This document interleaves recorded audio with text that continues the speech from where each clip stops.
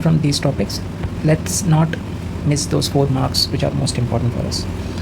So whatever the scenario they give, it will be ultimately a patient post RTA presenting with breathlessness.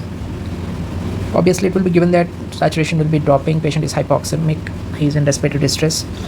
So options will have tension pneumothorax, massive pneumothorax, cardiac tamponade. It will be a question of 4 to 5 lines, but ultimately we have to choose something out of these 3 things which will be the answer, whether tension pneumothorax, massive pneumothorax, cardiac tamponade. So the deciding factors would be jugular venous pressure, JVP, and percussion. In a patient of tension pneumothorax, where there's rupture of pleura and air in the pleural cavity compressing the lungs, there's positive intrathoracic pressure, JVP will be raised.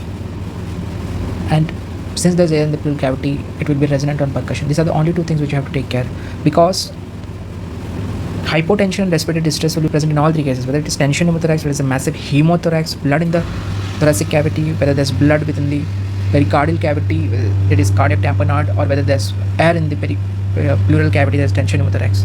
Whatever these 3 scenarios, there will be hypotension, there will be respiratory distress. Hypotension, respiratory distress will not be able to differentiate between tension pneumothorax, massive hemothorax, and cardiac tamponade. The thing which will help you rule out options is JVP, because JVP will be raised in tension pneumothorax for the reason I told you before, and in massive hemothorax, because the patient is bleeding within the pleural cavity, there's blood collecting within the pleural cavity. Obviously patient will not be stable, blood pressure will be low, JVP will be low. And cardiac tamponade, obviously the heart isn't stretching, the heart, there's blood in the pericardial cavity, the filling of the heart is impaired, so JVP will be raised. So whenever you see in the question in the exam hall, you see a patient post RTA, breathlessness, hypotension with respiratory distress, you will have 3 options: massive hemothorax, tension pneumothorax, cardiac tamponade. Go to the JVP in the question. If it is less, it's massive hemothorax, don't think second option. If JVP is raised, then you have to take care of things like they would have mentioned chest was resonant on percussion, or there was muffled heart sounds. It will help you to differentiate between tension pneumothorax or cardiac tamponade. Another pet thing which is asked about cardiac tamponade is the Beck's triad. Obviously we have already discussed that cardiac tamponade will have hypotension, raised JVP, muffled heart sounds. So Beck's triad is nothing but a combination of these features, that is hypotension, raised JVP, muffled heart sounds. So please do not confuse yourself by reading those 5 to 7 lines. I will tell you RTA, breathlessness, hypotension, go to JVP, JVP less, massive hemothorax, JVP raised, 2 possibilities, tension pneumothorax, cardiac tamponade. If there is resonant note on percussion, it is tension pneumothorax. If it is muffled heart sounds, cardiac tamponade. That's it. You have the question with you. Sometimes they can go ahead and ask you what is the management of this particular scenario. If you are able to diagnose tension pneumothorax, the next best step is needle thoracostomy. Thoracostomy nothing but needle decompression. You go to the 5th intercostal space, anterior to the mid-axillary line. You put a needle of around 8 centimeters. Let the gush of air go out, followed by 5th placement of chest tube. See, you won't only do needle decompression and leave the patient. Followed by needle decompression, once the patient's saturation improves, once the respiratory distress improves, immediately after needle decompression, you will put a chest tube. For massive pneumothorax, you have to put a chest tube. That is the definitive management. If in tension pneumothorax, they will give an options. What is the management of tension pneumothorax? If they say needle decompression followed by chest tube, the better option will be needle decompression followed by chest tube placement. And for cardiac tamponade, if the patient is unstable, we have to needle pericardiocentesis. So this is a very important scenario of breathlessness in trauma, which is invariably asked in INSET and will be asked in NEET PG also. The second scenario, and the confusing one, being damage control resuscitation versus damage control surgery. So I will try to even simplify the things here. So since we are discussing trauma means patient will bleed. Whenever patient bleeds, our main aim is to control the bleed and replace the blood. That is our aim. The thing is, whenever we are resuscitating a patient with fluids or blood, and the patient is still continuously bleeding, it will not solve the purpose. Because if you go on infusing fluids in presence of active uncontrolled bleed, ultimately there will be dilution coagulopathy, there will be hemorrhage, there will be acidosis. And as we know, the triad of death, acidosis, coagulopathy, is something which you want to avoid. Acidosis, hypothermia, coagulopathy are the triad of death which you want to avoid in trauma. So whenever the patient is bleeding, our 4 key principles of damage control resuscitation is, first of all, control the bleed, allow a permissive hypotension, avoid dilution coagulopathy, treat the existing coagulation deficits. This is very important thing.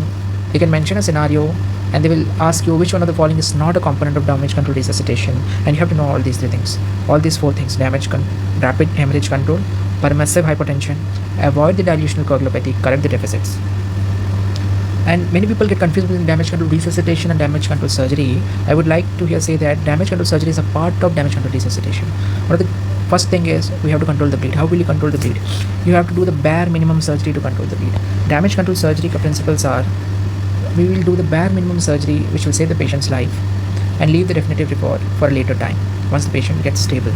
So damage control surgery involves control of bleed or infection like in gangrene, debriding the dead tissue, or in case of avulsion of the arteries, injury to the arteries, just control the bleed in the minimum possible time, shift the patient out of the theatre, get him to ICU, resuscitate him once his organs are functioning fine, once his BP has picked up, he is stable, then we can take him to again theatre to do a definitive repair. The first thing in trauma is to save patient's life. So this is the difference between damage control resuscitation and surgery. Damage control resuscitation and surgery is not same. Damage control surgery is a part of damage control resuscitation. And if they ask in the question, indications of damage control surgery are, as I said you, the triad of death, hypothermia, acidosis, coagulopathy. All these things are covered in this indication. Hypothermia, temperature less than 35 degrees Celsius. Coagulopathy, deranged PT, APTT. Acidosis, serum lactate more than 5 millimoles per liter, pH less than 7.2. So surgery is not only mugging up things, it's conceptual. Indications are conceptual. It's just that we have to think. If you know the central concept of triad of death in trauma, you will be able, things revolve, the literature of trauma revolve around those things. To avoid the triad of death, acidosis, hypothermia, coagulopathy, whenever you detect acidosis, you do a ABG. ABG means serum lactate is more than 5, pH is less than 7.2, temperature less than 35 degrees Celsius. You order coagulation test, PT and APT is deranged. You go for a damage control surgery, control the damn bleed, control the sepsis, come out, take the patient to ICU, resuscitate him, get him to a definitive surgery later in time. And a few of the questions which can be asked is adequacy of fluid resuscitation. Whatever resuscitation you are giving, you have to assess time to time. The best assessment is by urine output, and lab values is mixed venous oxygen saturation. The best guide for fluid requirement is pulmonary capillary wedge pressure as compared to central venous pressure. One important question which can be asked is the best replacement fluid. The best replacement fluid known to us is blood. Nothing but blood is the best replacement fluid which is possible. The fluid of choice for resuscitation, no controversies here. The fluid of choice for resuscitation is Ringer lactate. So this is a very important thing, damage control resuscitation and surgery, a lot of important MCQs. One more important topic is permissive hypotension. This concept is important because if we infuse too much blood and raise the blood pressure, the clot which may have formed at the site of bleeding may dislodge and bleeding may continue. So our aim is to maintain a BP at around 90 millimeters of mercury so that blood loss is reduced. Again, to avoid dilution of coagulopathy, obviously if you infuse blood and fluids which are at a lower temperature, there will be hypothermia. Again, we are controlling the triad of death: coagulation, hypothermia, acidosis.